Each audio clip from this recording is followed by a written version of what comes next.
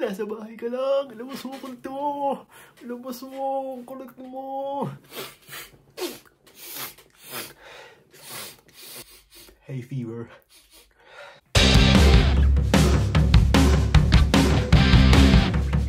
Mas masarap pa rin mag-vlog kapag Tagalog. Ayoko ng English. Nahirapan ako. Kasama ko ngayon tong anak ko. Ayan. Si Camila. Punta kami sa park kanina. Nadapa. Ayun. Tumama yung ulo dun sa hagdan. Nagkabukol. Sigurado pagdating ni mami mo, pit-pit yung ulo mo sa piso. Iyak ka. Iyak ka mamaya. Ayan o. Si Boy Bukol. Boy Bukol. Kamusta naman? Masakit ba? Ha? Masakit ba yung bukol mo? Ayan o. Ano magandang gawin ngayon, Camila? Magluluto tayo. Padating na si mami. I don't understand you. Hindi ako maintindihan. Bahala ka. Lagi kong pinagluluto yung asawa ko sa mga masasarap na pagkain. Kaya ngayon, pagluluto ko siya ng itlog. Gusto mo itlog? Madami bang kanin? Isasagad ko yung kanin.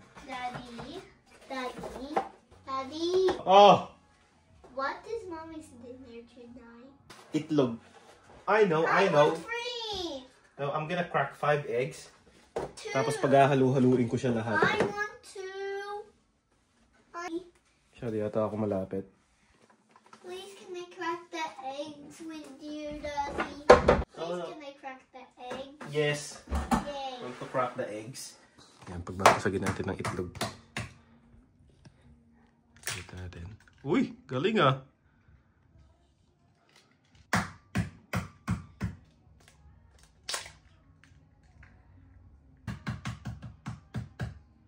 Bug. My head. Hindi daw nakakaintindi ng Tagalog, pero pag may sinasabi ako, nagsasagot ng okay. Oh no. Oh, here. Oopsies, It's Daddy. so save it. Oh! Oh. Di alam ng asawa ko, yung isang itlog galing sa lapad.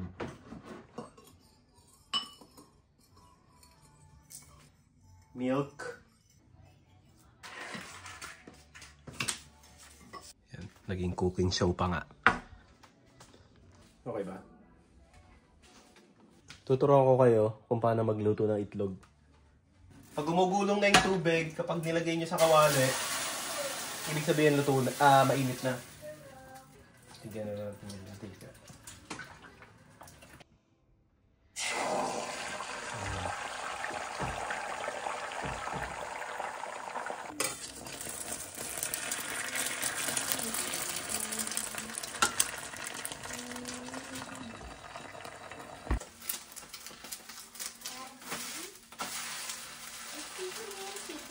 Coming here. Yan mga para, luto na yung itlog. Ayan. Nagsangag na rin ako ng kanin pero hindi ko na na-video eh. Tinamad na ako mag-video eh. Yan. Para yan sa asawa ko tsaka sa anak ko. Hindi ako kumakain paghapon kasi intermediate fasting ako eh. Intermittent.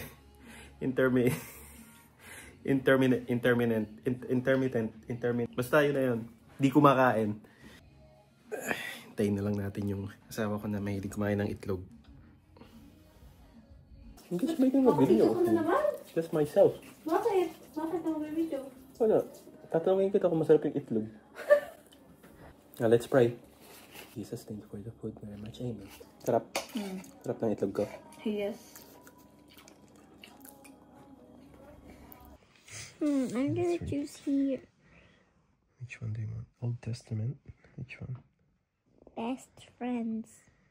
Best friends. Okay, best friends. So, if you read the Bible, you can find it on 1 Samuel 16:14 to 23 and 18 to 20. So the king invited David to live in the palace. Why? Because he's angry. Angry. Yeah, see? Di ko natuloy yung vlog ko nung isang araw. Oo nga, kahapon.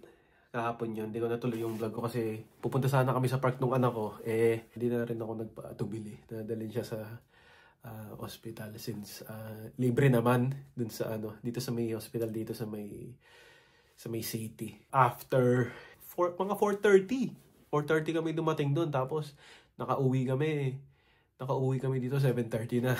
Sobrang tagal namin naghintay kasi libre ganun talaga pag libre, pero inasikaso naman siya. So ayun nga yung findings doon sa kanya, kasi nga nilalagnat siya. Okay naman daw kasi hindi naman daw siya nahimatay nung nabagok yung ulo niya. Hindi naman daw paulit-ulit yung mga sinasabi niya. So sabi nung doktor, okay naman daw. Dati ako, naalala ko nung na-hospital ako doon. Sumakit yung tiyan ko, acidic ako eh. Tatanungin ka ng nurse, anong problema? What happened? Sumasakit yung tiyan ko. Sabi ko, di ko na...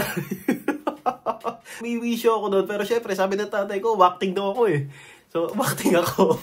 Isipin mo yun, umakting ako na masakit yung tiyan ko, na parang hindi ko na kaya, parang mamamatay na ako. Tapos yung mga nasa likod ko, yung mga matatanda na mahihina na talaga, na sila yung deserve na mauna kaysa sa akin. So, ang pangalawang balik ko ngayon yung sa anak ko. Sa awa naman ng Diyos, okay naman siya. Pero hindi ko na tinuro sa anak ko na umarte. Hindi naman sa nagsisinungaling, pero ayokong ituro sa anak ko na para makuha mo yung gusto mo, kailangan mo magsinungaling. Hindi pwede yun. Hindi pwede yun sa amin ni Bisis. So ay mga kaibigan, hindi ko na patatagalin. So maraming salamat sa panonood.